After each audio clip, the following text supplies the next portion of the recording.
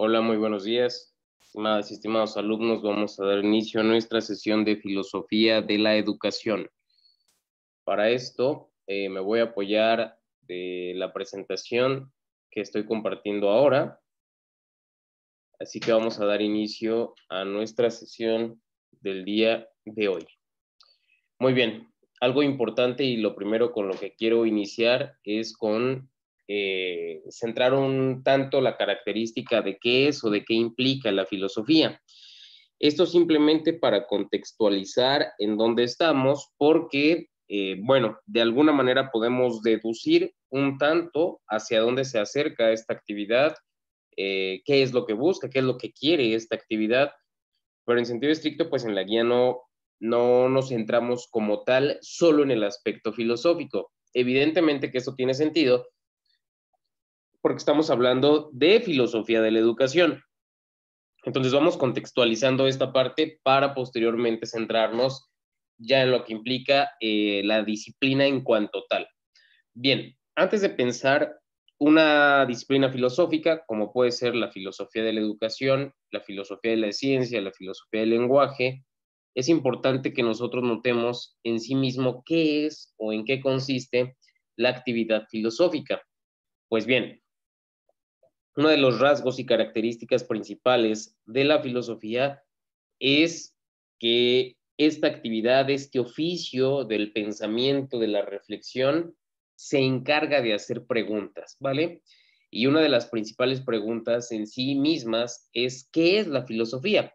Esto significa que la filosofía tiene una actividad reflexiva y que no solamente cuestiona lo que sucede o lo que acontece en el mundo, sino que también se preocupa por reflexionar sobre sí misma.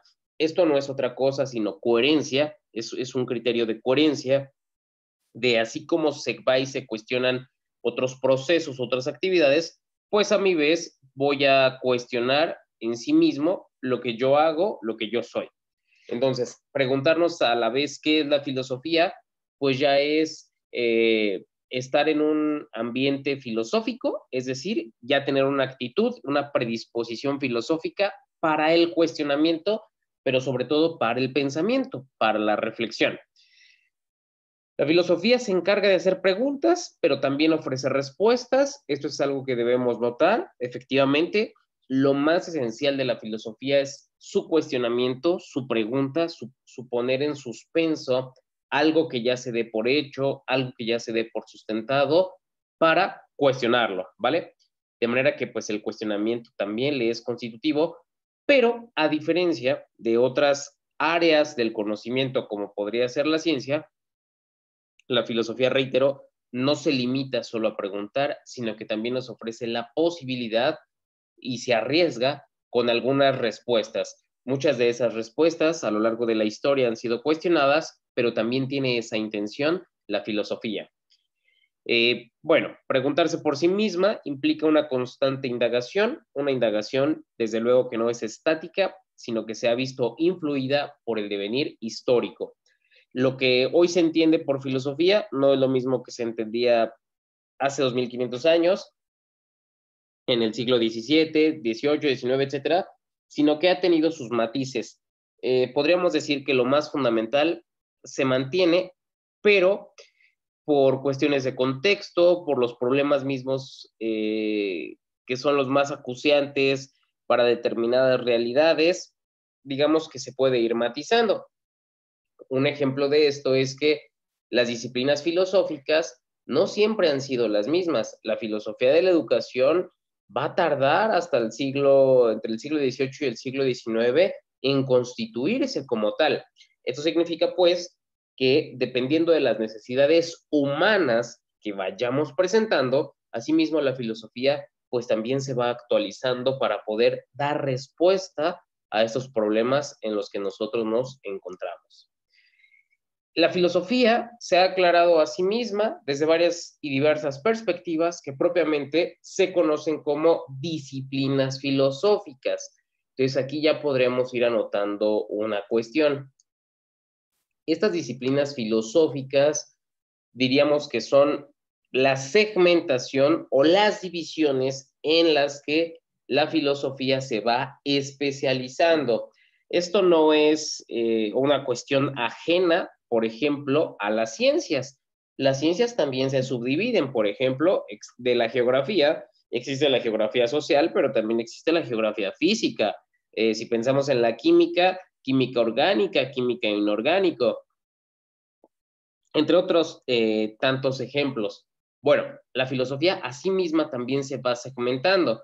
Y, por ejemplo, dentro de las disciplinas más representativas, tenemos la ética, que estudia el carácter y los valores de las personas, la lógica, la forma del pensamiento, la filosofía política, el poder, la justicia, la epistemología o teoría del conocimiento, que por cierto, ustedes, alumnos de la licenciatura en educación, también estudian esta otra materia, epistemología, solo que en este caso en el curso se conoce como teoría del conocimiento, un término mucho más actual, que es reflexionar sobre el conocimiento en sí mismo y cómo es que este se da, y entre otras más. Pero finalmente tenemos la que nos interesa, que es la filosofía de la educación.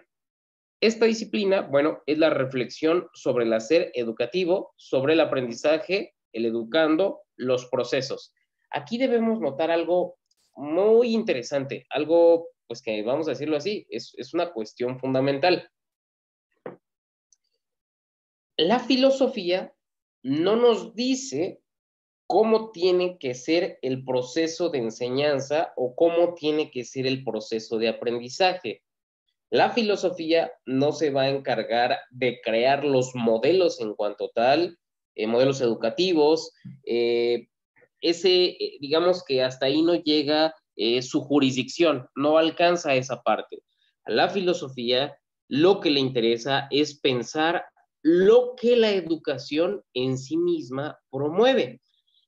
Podríamos decir que esta es una relación un tanto desproporcionada y ventajosa en el sentido de que pues la filosofía siempre llega en un segundo momento para inspeccionar y cuestionar qué fue lo que se hizo. Sí, efectivamente, así es como procede la filosofía. Eh, pero insisto, a la filosofía estos procesos del hacer educativo pues no le corresponden, ¿vale? Eso le corresponde en sí mismo a la educación. Piensen, por ejemplo, en la licenciatura en la que se están formando.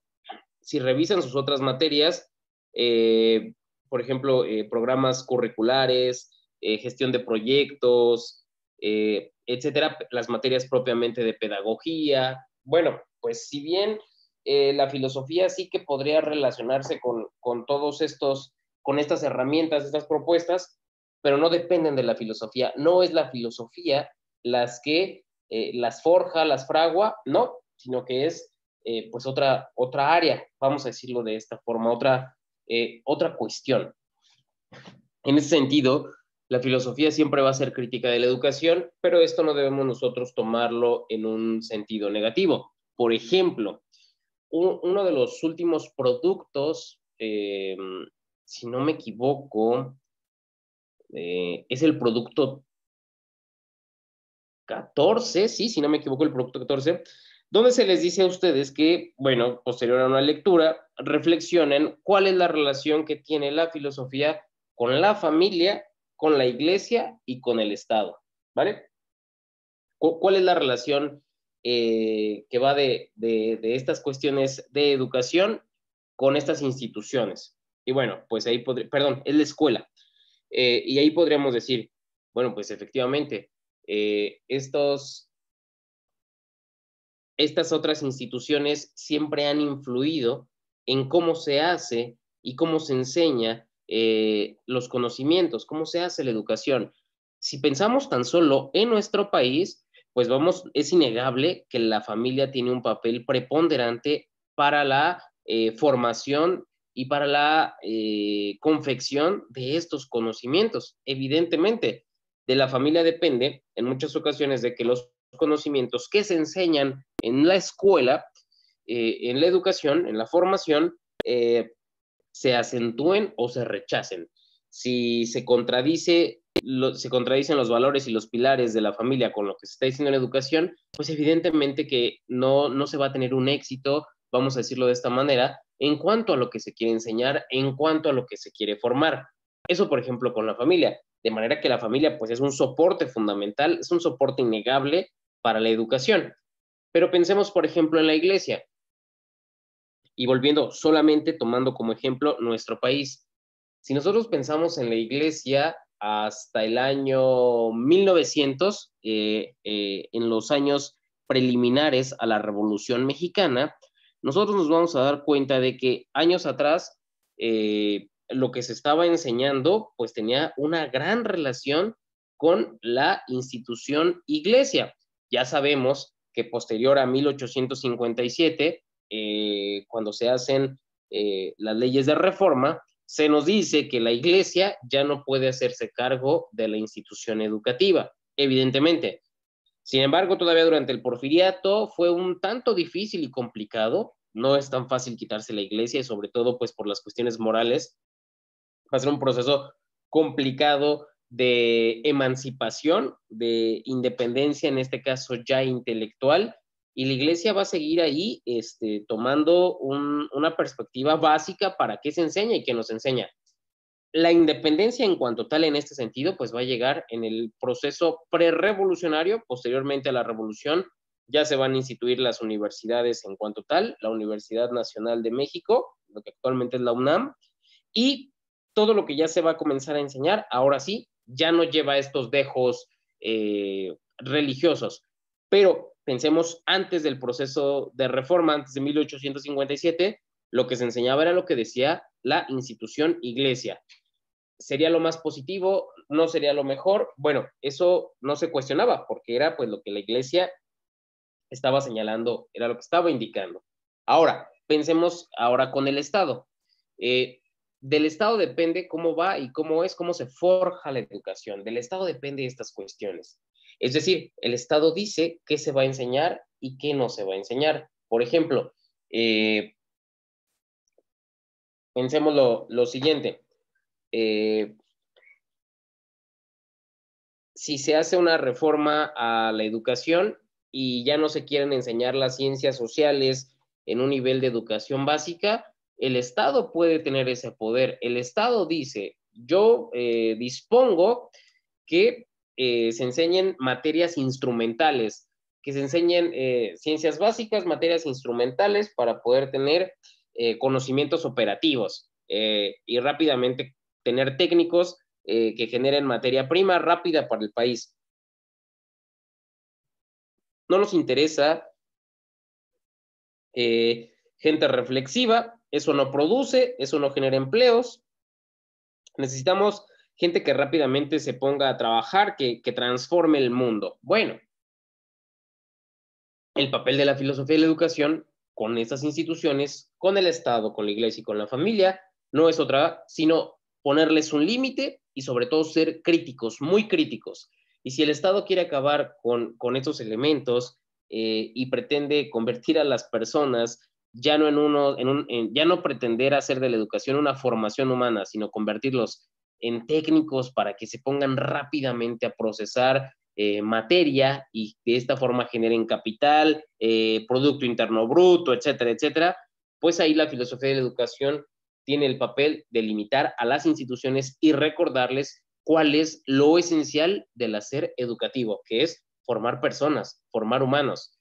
Por ello, que tú hayas estado revisando a lo largo de los productos, que implica una acción educativa, que implica la comunicación educativa, cómo es que ésta se va dando, cómo se va forjando, por qué tiene que ver con los valores, por qué tiene que ver con lo esencial de la comunicación y no nada más es ponernos a hacer cuentas, etcétera, etcétera. Entonces la filosofía de la educación tiene un papel fundamental. Por eso te decía, ella no se va a encargar de todo lo que corresponde a la educación en sí misma, sino que va a venir a complementarla. Y si en algún punto tiene que ser crítica de la educación, pues evidentemente que la filosofía lo será. Muy bien. Bueno, en ese sentido, vamos a cerrar con esta parte. Podemos definir a la filosofía en sí misma, como la disciplina que se encarga de crear conceptos. Por ejemplo, el concepto de educación, el concepto de poder, de libertad, de cultura, etcétera. Muy bien. Vamos al primer producto que han estado ustedes trabajando. Bueno, para el primer producto que tiene que ver con qué es educación, bueno, la educación puede definirse como el proceso de socialización de los individuos. Al educarse, una persona asimila y aprende conocimientos. La educación también implica una concienciación cultural y conductual, donde las nuevas generaciones adquieren los modos de ser de generaciones anteriores. Podemos también encontrar en la lectura que la educación es un proceso de endoculturación de las personas a través del cual se desarrollan capacidades físicas e intelectuales, habilidades, destrezas, técnicas de estudio y formas de comportamiento ordenadas con un fin social, valores, moderación del diálogo, debate, jerarquía, trabajo en equipo, regulación fisiológica, cuidado de la imagen, etc.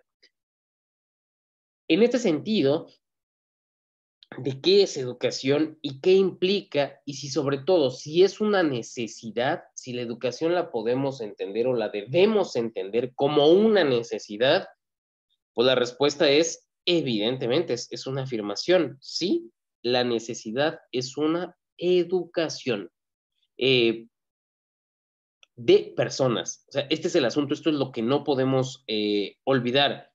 Sí se educa, pero ¿qué es lo que se educa? Se educan personas. Y por lo tanto, educar personas, educar seres humanos, pues es una actividad compleja, es una actividad muy compleja que en términos actuales, pues sí lo podemos reafirmar como una necesidad social. Aquí quiero hacer una puntualización. El concepto social, lo que tiene que ver, lo relativo con lo social, con la sociología, con la sociedad, es un concepto relativamente nuevo, es un concepto relativamente joven. Pensar, por ejemplo, los aspectos de sociedad, pues eso tiene que ver con el siglo XIX, ¿vale? En el siglo XIX es cuando, en cuanto tal, incluso se forja la sociología, ya sabemos, con Augusto Comte, un filósofo francés, se forja la sociología, y es a partir de este momento donde ya se comienza a ver una necesidad de pensar a todos esos individuos que estaban reunidos en eh, en las ciudades, ¿ok? Estos individuos que están reunidos en las ciudades, que cada vez son más numerosos. En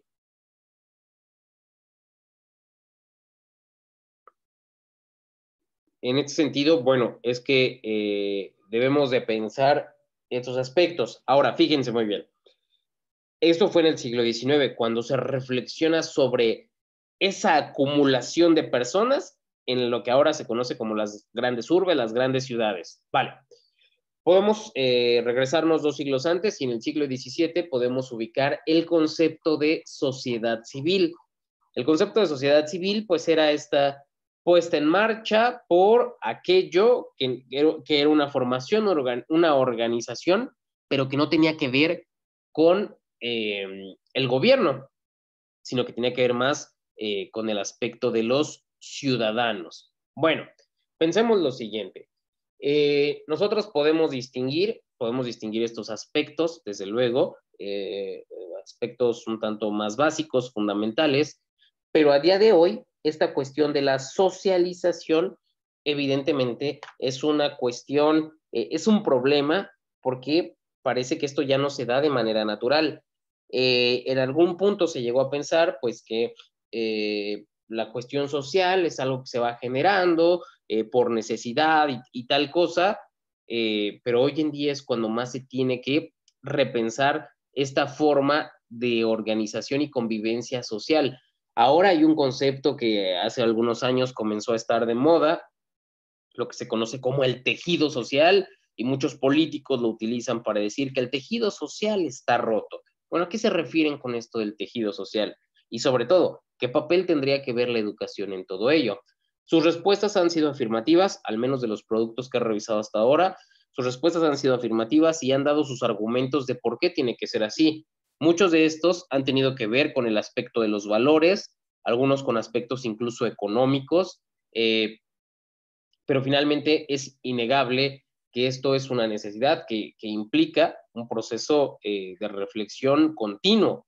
Entonces ahí es donde hay que poner la mayor atención. Así que la educación a día de hoy es una necesidad social, sí, y como tal necesidad es una cuestión que se debe de cubrir. Es algo sobre lo que debemos nosotros pensar. Entonces, e incluso más allá de esta necesidad, también como una posibilidad. Ahí está la cuestión. Por eso aquí quiero destacar rápidamente esta frase. El ser humano nace con una forma o con un modo de ser, claro que sí, como el resto de cualquier mamífero o el resto de cualquier ser viviente, pero no nace formado. Esa es la gran distinción, esa es la gran diferencia que nosotros podemos distinguir. Genéticamente sabemos cuál es nuestra configuración, tenemos una idea de hacia dónde va a tender un ser viviente, llámese un mamífero o incluso específicamente un ser humano, si es un hombre, si es una mujer, pues sabemos hacia qué va a tender su desarrollo, su cuerpo, ok, pero eso es fisiológicamente, eso es biológicamente. La cuestión es, ¿nacemos con esa forma? Sí, nacemos fisiológicamente predeterminados, sí, incluso por genética, etcétera, pero aquí el asunto es, ¿nacemos formados? Y aquí es donde podemos distinguir, pues desde luego que no. Eso ya dependerá del proceso por el que vayamos nosotros transitando para saber cómo nos estaríamos educando. Entonces, esto es algo fundamental, es algo que no podemos omitir y desde luego es algo que debemos tomar en cuenta para poder alcanzar a observar el impacto que tiene la educación. Muy bien.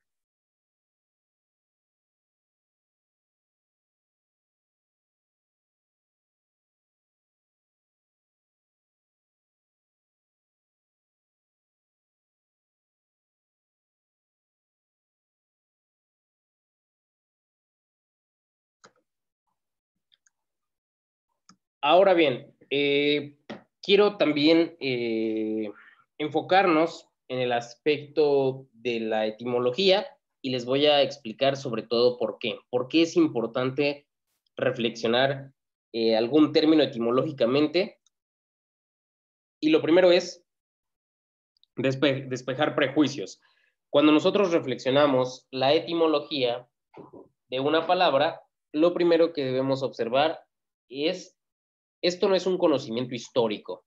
Uno no piensa la etimología de un término para tener más conocimiento histórico. No, la etimología no tiene que ver con ello. O no tiene que ver con ello en un sentido primario, ¿vale? En todo caso sería secundario. La etimología es algo más fundamental, es algo más originario. Pensar la etimología de una palabra, la etimología de un término, es pensar el momento en el que algunos seres humanos designaron una conducta, un comportamiento, un modo de ser, una vivencia que se estaba dando por primera vez. ¿Ok? Pensar la etimología es pensar como en algún momento se hizo por primera vez. Por eso es la designación más pura. La etimología es la designación, bueno, más originaria respecto a una vivencia, reitero, a una relación que se pudo tener por primera vez de unos humanos que estaban observando que algo sucedía y la cuestión es cómo vamos a nombrar, cómo vamos a llamar eso que está ahí aconteciendo. Y para ello, pues nos apoyamos en la cuestión etimológica. Ahora fíjate muy bien, si te fijas en la etimología que tú has leído, en la etimología que bien han revisado, no se habla de educación. Es decir, no de educación en el sentido del término sustantivado, sino que se habla de educar. Estamos hablando de un verbo, no estamos hablando de un sustantivo. El término educar, en tanto que verbo, refiere a una actividad, ¿ok? Recuerda, todo verbo hace referencia a una actividad. Esa es la esencia de los verbos, la cuestión de referir una actividad. En cambio, el sustantivo, pues es simplemente designar, nombrar una cosa, ¿vale?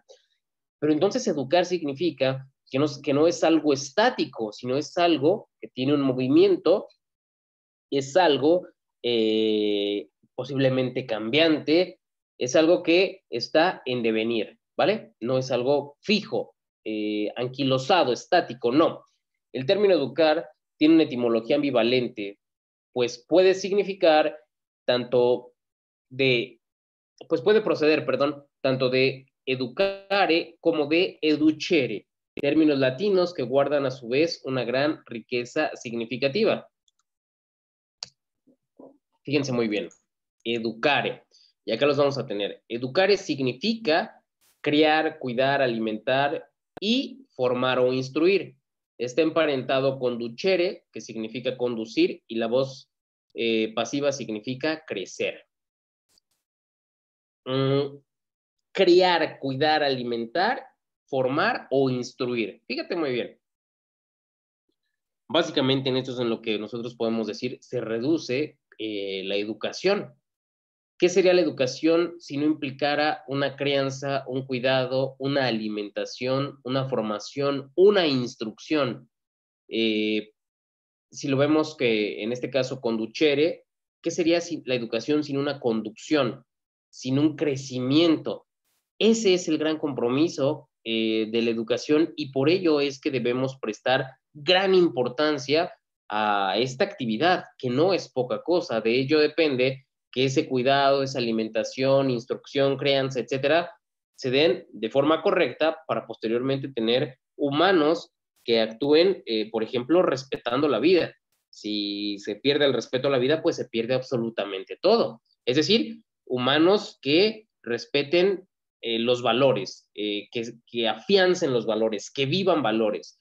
Y todo ello con la finalidad de tener una convivencia social en orden, una convivencia social pues que esté regulada, que no sea destructiva, sino caso contrario, que pueda generar diversas cuestiones, diversos elementos en favor pues de la vida, vamos a decirlo de esta manera.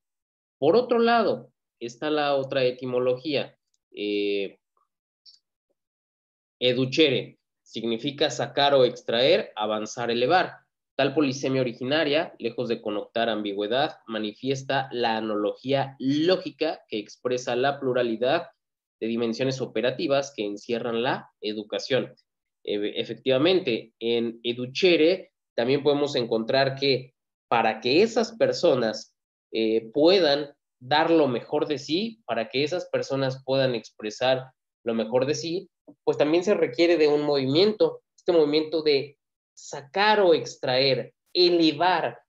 Y es aquí cuando decimos, de la educación depende, en gran parte, en gran sentido, que las personas, fíjate muy bien, que las personas logren desarrollar su potencial, desarrollar sus capacidades. Evidentemente, una persona que pueda tener gran potencial, si no lo desarrolla, si su intención no es desarrollarlo, pues difícilmente podríamos nosotros distinguir o podríamos nosotros observar que lo estaría logrando. O sea, difícilmente, realmente va a ser una cuestión complicada porque ¿de qué manera lo lograría?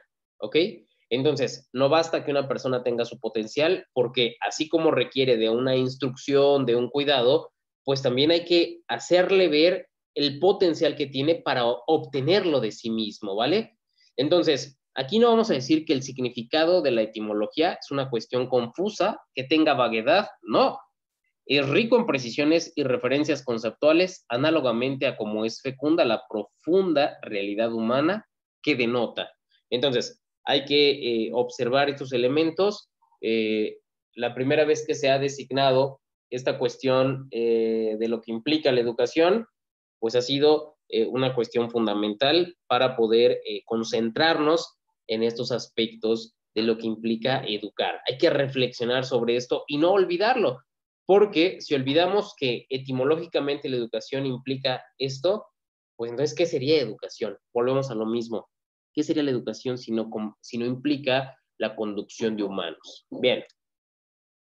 Por otro lado, en el producto 2 hay que reflexionar sobre autores y conceptos de educación. Aquí algo que es fundamental observar. Podríamos ver más o menos autores. Podrían ustedes decir, ¿acaso son todos los autores que deberían? Y pues la cuestión es que no, evidentemente. La cuestión es no, hay más autores, hay más filósofos, muchos más filósofos, pero los que ha seleccionado la guía son filósofos importantes porque representan diversas etapas, diversos momentos, aquí sí, de la historia. Por ejemplo, Platón y Aristóteles son los representantes del mundo griego. Hace 2500 años sí, pero son la base de la cultura occidental. Tenemos, por ejemplo, Tomás de Aquino. Tomás de Aquino es representante de la Edad Media. Vygotsky es un tanto ya más reciente, desde luego. Es un autor que va a comenzar a perfilar tanto lo que va a suceder en ideas del siglo XIX, del siglo XX. Tenemos también, por ejemplo, a Piaget, a Dewey, a Freire, ya propiamente autores del siglo XX, decantados en ideas, sobre todo en ideas del siglo XX. Bueno, aquí lo interesante de estos autores es que nosotros debemos observar cómo es que están concibiendo la educación. Ese es el punto, la cuestión básica. ¿Cómo están concibiendo la educación? Esto va a depender en gran medida, pues, del contexto en el que ellos estaban. Un filósofo genuino, reflexiona para su tiempo, reflexiona desde luego con ayuda del pasado, pero reflexiona los problemas que le son contemporáneos. Por ejemplo, Platón decía que poseemos el conocimiento implantado dentro de nosotros, que no lo aprendemos con facilidad, la teoría de la reminiscencia, de tal manera que el proceso de educación implica un reconocimiento de lo que ya se sabía para alcanzar el bien de la comunidad. Aquí no vamos a cuestionar la epistemología de Platón, eso ya lo haremos en la materia de teoría del conocimiento. Aquí lo interesante es cómo Platón nos dice para qué debemos conocer, cuál es la idea o el sentido de por qué debemos educarnos, por qué debemos cultivarnos. Si tomamos ya una etimología también latina que tiene que ver con cultura. Cultura en su etimología proviene de cultivar, ¿vale? Es decir, por eso cuando se dice cultívate, pues no es una expresión alejada de edúcate, evidentemente. Ahora, Platón nos va a decir, requerimos educarnos para alcanzar el bien de la comunidad. Es decir, que si tenemos nosotros conocimientos, por ejemplo, conocimientos en valores, vamos a poder distinguir qué es lo correcto de lo incorrecto, qué es lo justo de lo injusto, y con esto poder alcanzar el bien de la comunidad. Aristóteles, por su parte, o para Aristóteles, la finalidad de la educación es idéntica a la finalidad humana. Y la pregunta es, ¿cuál es la finalidad humana? Pues la felicidad, mismo que es el bien supremo al que aspira toda persona. Fíjate lo que nos está diciendo Aristóteles, o sea, ni más ni menos. Si te educas, vas a alcanzar la felicidad, el bien supremo. Y una persona que no se educa, no hay manera de que pueda alcanzar esa felicidad, ¿vale? Para Aristóteles lo más importante era justamente el ser feliz, pero somos felices solamente si somos virtuosos, pero la virtud se adquiere gracias a la educación.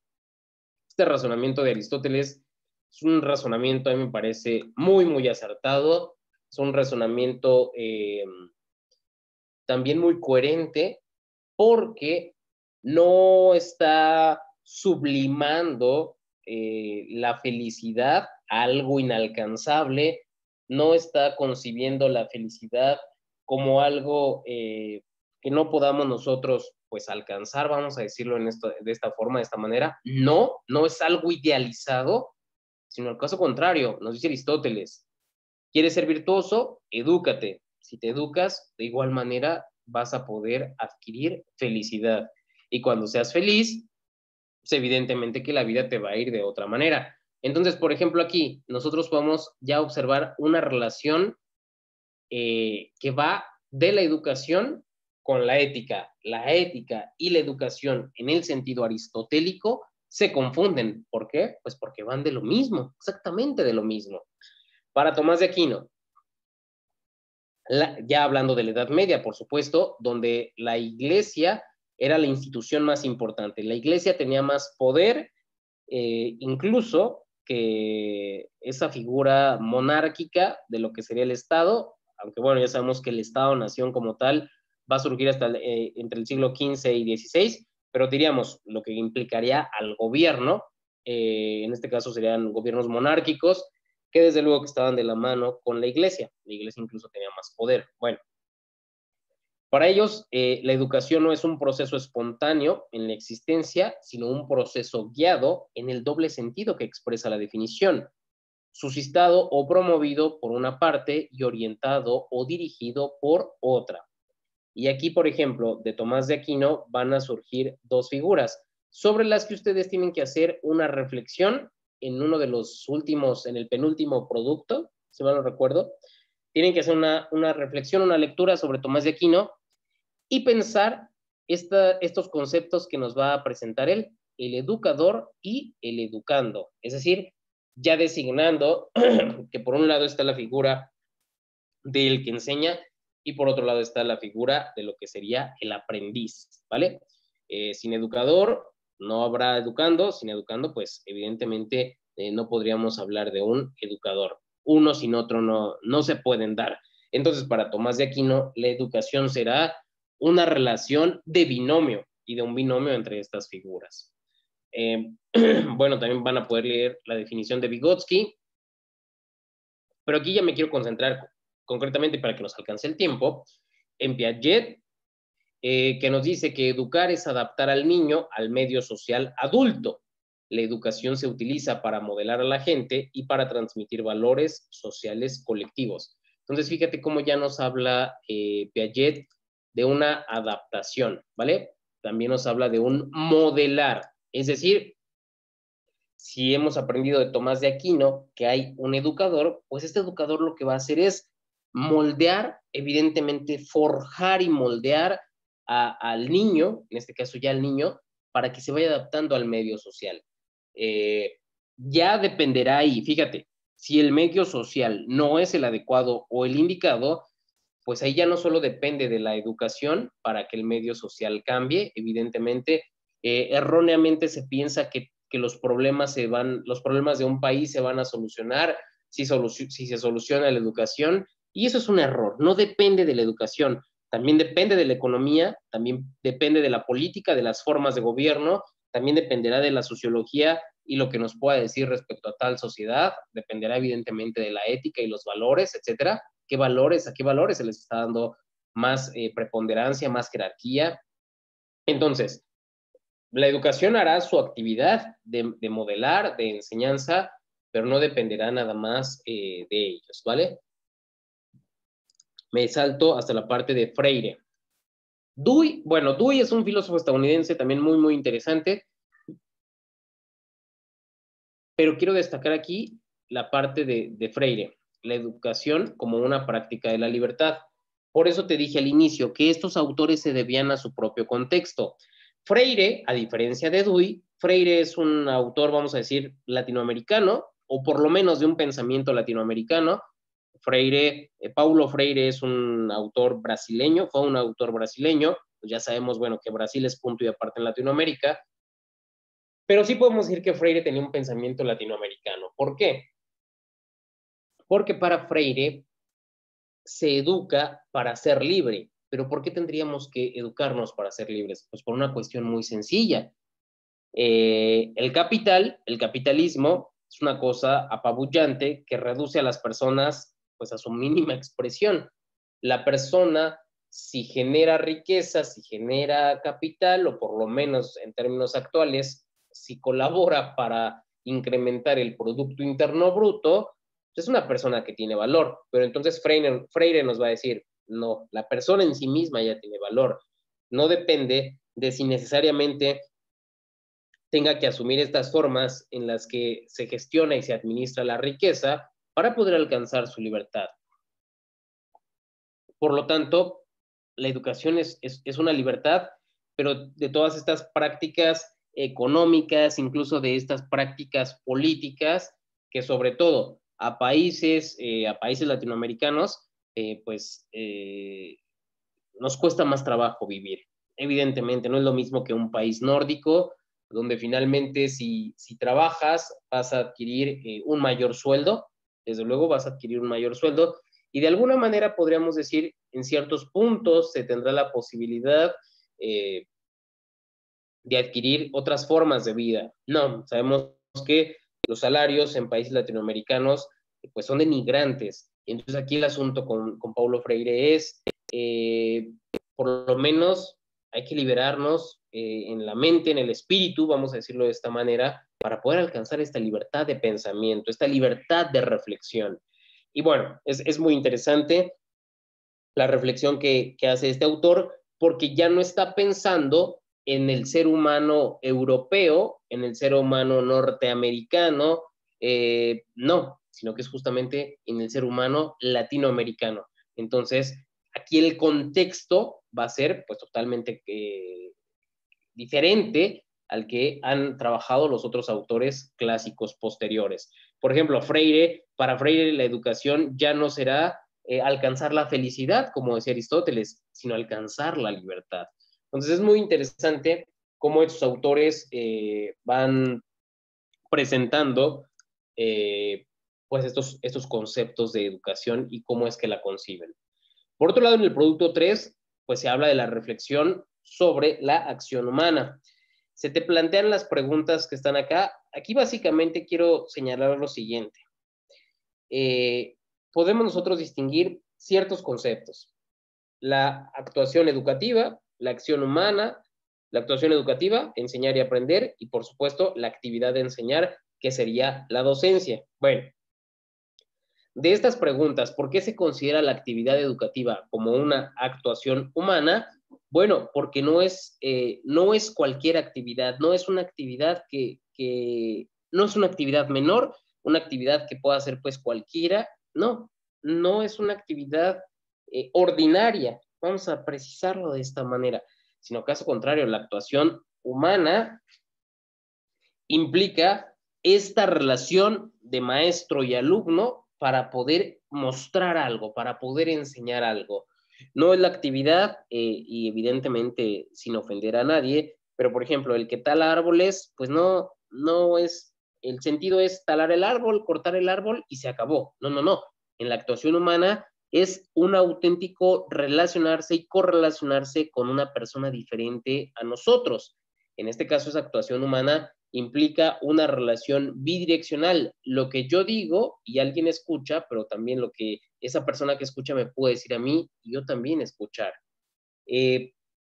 Por eso hay una dualidad de la actividad de enseñar y aprender que evidentemente se va a considerar la esencia de la cuestión educativa. No podríamos decir, por ejemplo, que somos exitosos al enseñar si la persona que tenemos enfrente no aprende. Y desde luego, la persona que aprende no podría decir que es exitosa si la persona que le enseñó no lo hizo en los medios adecuados y tuvo dicha persona que buscar otros canales u otros caminos. Entonces, esta dualidad siempre se tiene que dar de la mano y solo la vamos a poder reconocer en tanto se da de forma conjunta. Ahora, ¿por qué no hay que reducir la enseñanza a una simple presentación de información objetiva? Porque la educación no se reduce a la transmisión de datos. La educación, otra vez, la educación implica la formación de humanos y no solamente se requiere de información básica. Por ejemplo, vamos a pensar en alguien de educación primaria, de matemáticas, pues sí, requiere conocer los números para posteriormente trabajar la aritmética, las operaciones básicas.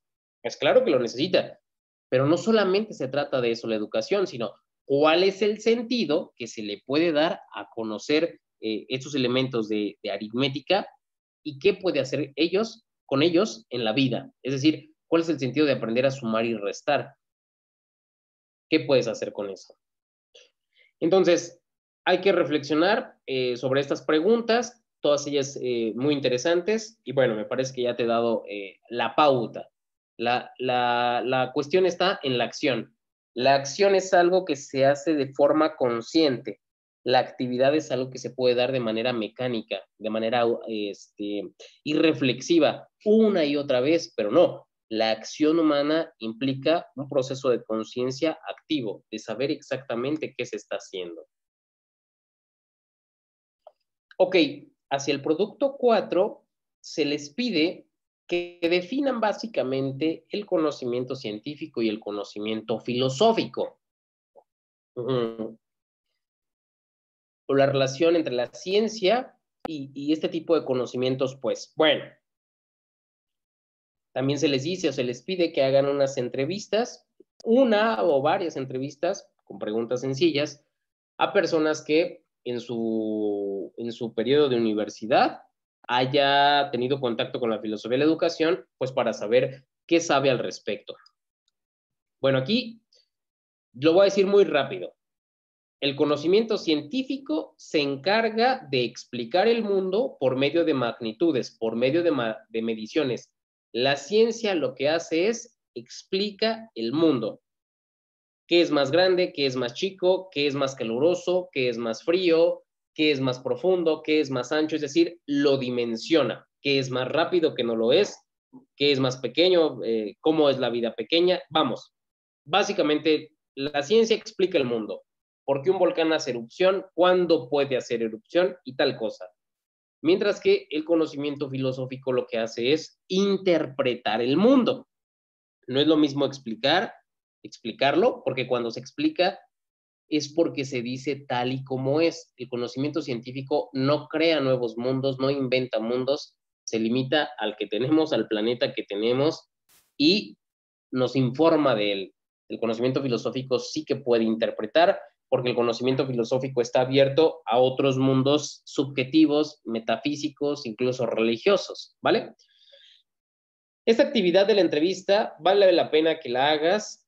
Son preguntas bien sencillas. Si saben qué es la filosofía de la educación, no importa si te dan una definición errada, errónea, no se trata de juzgar su conocimiento, sino de que reflexiones, pues realmente, cuál es el papel que le han dado a la filosofía de la educación. Que no se olvide la importancia que tiene esta disciplina, porque si se olvida, pues básicamente estamos perdiendo los elementos críticos. Sin filosofía no hay crítica. Entonces, hay que hacerles estas preguntas, son muy sencillas, y mi recomendación para la entrega del producto es que hagas la transcripción, ¿vale? Con que transcribas lo que te han dicho, generalmente son respuestas cortas, con eso el producto ya está correcto. Bueno, mira, acá te lo decía, ya nada más te lo subrayo para que lo observes. Tú podrás poner pausa a la grabación. Y voy a pasar a lo siguiente, porque de lo contrario no me va a alcanzar el tiempo. En el producto 5, que es educación y comunicación, bueno, por un lado tenemos la comunicación educativa, comunicación objetiva, comunicación subjetiva. Vale, fíjate. El asunto es distinguir estos conceptos. La comunicación objetiva y subjetiva se pueden dar de forma independiente. En algunos ámbitos vamos a tener solamente lo subjetivo, en otras solamente lo objetivo, pero el asunto es que la comunicación educativa implica a los dos tipos de comunicación. Hay comunicación objetiva cuando se transmite un conocimiento, por ejemplo, cuando a alguien se le enseña el ciclo del agua, cuando se le explica qué es un sismo, cuando se le explica qué es una migración, qué es la pobreza en sentido económico. Eso es educación objetiva, cuando decimos lo que algo es tal y como es. Pero la comunicación subjetiva implica cuando ya damos nuestra perspectiva, cuando ya conlleva algo más personal, una cuestión incluso de reciprocidad, podríamos decirlo, donde entendemos que cuando nos estamos comunicando con el educando, no solamente le estamos transmitiendo información, sino que también lo estamos escuchando. Y si el educando no está en un momento propicio para aprender cierta cosa, pues posiblemente hacerlo reflexionar sobre otro. La comunicación subjetiva implica mucha empatía. Si no hay empatía hacia el que tenemos enfrente, pues vamos a fracasar. Entonces, educación y comunicación es fundamental. Una educación sin una comunicación oportuna, ya lo dijimos, en términos objetivos, de enseñar lo que se tenga que enseñar, pero en términos subjetivos de poder escuchar al que tenemos enfrente, si no lo logramos hacer de esta manera, la educación fracasa. Hay que encontrar los canales oportunos de comunicación para poder llegar al educando. De lo contrario, no lo estaríamos escuchando jamás. En el producto 6, el saber educativo, básicamente se distinguen estos conceptos. Tú lo que tienes que hacer, y que lo vas a encontrar en la guía, es poner el concepto, su definición, si hay alguna similitud o diferencia. Aquí lo de similitud y diferencia, lo quiero precisar. Por ejemplo, ¿cuál sería la diferencia entre el saber teórico y el saber práctico? Bueno, pues que el saber teórico se dedica a recolectar información en sentido evidentemente bibliográfico, mientras que el saber práctico, pues es un saber que se da en un mundo concreto. Por ejemplo, si queremos otra vez analizar el concepto de pobreza, teóricamente podemos estudiarlo en libros de economía, en libros de filosofía y tal cosa, pero en un saber práctico tendríamos que ir y preguntarle a las personas cómo conciben ellos la pobreza, ¿vale? Entonces aquí hay que hacer distinciones. Es opcional si quieres poner alguna observación al respecto, si lo quieres hacer, bueno, adelante, no hay ningún problema. Si no, es un tanto opcional. Una observación podría ser del tipo, ¿qué te ha llamado la atención de cada uno de estos conceptos? Y bueno, el esquema y cómo tienes que realizar el cuadro ya viene predefinido en plataforma, así que no creo que te cueste mucho trabajo. Y finalmente, para el producto 7, la finalidad de la educación. Se te van a hacer una serie de preguntas, tú, que son estas que están aquí, tú vas a poder decir si las conoces y si las conoces, bueno, ¿qué conoces de ellas, mejor dicho? ¿Las conoces, no las conoces? ¿Qué te gustaría conocer? Y ya posteriormente reafirmar la definición. Si pones esta definición que yo estoy planteando aquí, no tengo ningún problema. Por ejemplo, ¿qué es la teleología? Se estudia los fines o los propósitos, una disciplina que se encarga de pensar en la finalidad de las cosas. ¿Qué es el naturalismo pedagógico? Toma la naturaleza como ejemplo de enseñanza. Una de las más complicadas y que casi nunca saben es la última. ¿Qué es la axiología? Pues es la disciplina que estudia los valores, tanto valores éticos como valores estéticos. Valores éticos, responsabilidad, empatía, solidaridad. Valores estéticos, belleza, equilibrio y tal cosa. Entonces las preguntas, bueno, son muy sencillas. ¿Qué es la felicidad? Algunas son muy sencillas, otras quizás sí requieran más lectura. ¿Qué es la felicidad? Pues es un bien ético. ¿Qué es contemplar? Reflexionar. Cuando contemplamos, reflexionamos. ¿Qué es la voluntad? Una capacidad humana. ¿Qué es la imaginación? Una facultad humana. ¿Qué es la ilusión? Pues es una percepción, evidentemente. Entonces, estúdienlo de esta manera.